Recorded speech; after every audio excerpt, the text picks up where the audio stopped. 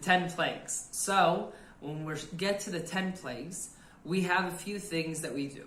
First thing that we do is we take our cup and we put a plate or a napkin, something by us, and every time we say one of the plagues, we take our pinky and we take one drop of wine or grape juice out, put it on the napkin. So we say dam, tzfardea, kinim, arav.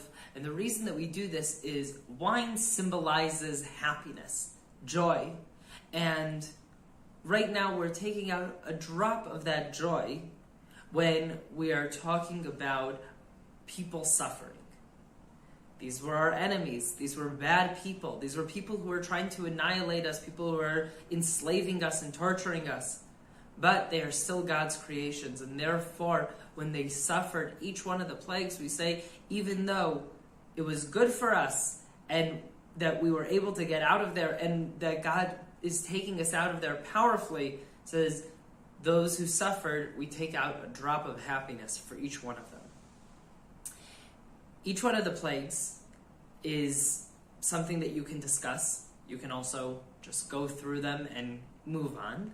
But there's something that I like to do when it comes to decorating the table or decorating the room. I try to have props for the 10 plagues, especially for the kids. It makes it a lot more interactive. It makes it a lot more interesting. So I'll go through the 10 plagues and just understand a bit what they were. So Dam, the plague of blood, was the river, the Nile, turns into blood.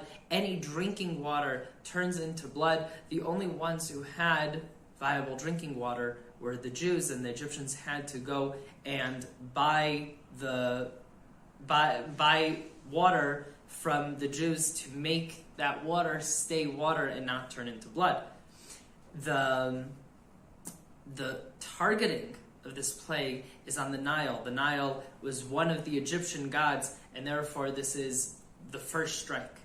Tzfardea, also an attack on the Nile. The frogs coming up from the Nile after the plague of blood is gone, and they're everywhere. You can't avoid them, and it's not a little bit. The whole point in a lot of these plagues is these are things that are pretty much natural in a non-natural scale. So instead of there being a few frogs, there's frogs everywhere in their kitchens, in their bedrooms, everywhere that possibly could be till the plague is over.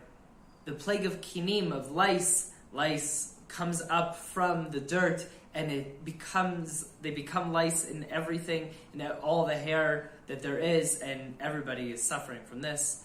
Arav, wild animals coming in to where people are living and attacking everyone. Dever, some sort of plague that the animals are all dying from. So a lot of the farm animals are dying in this plague of Dever. Shchin are boils, and the boils grow on everybody, and it makes it unbearable to exist. They suffer from these boils. Barad is hail. Now this hail was not just any hail, it was cubes of ice with fire in them or fire on them. That's how it is described, and they're coming down and destroy all the crops. Whatever the crops were not destroyed in the plague of Shchin was destroyed in the plague of Arben, the plague of the locust, that come and destroy the rest of the crops.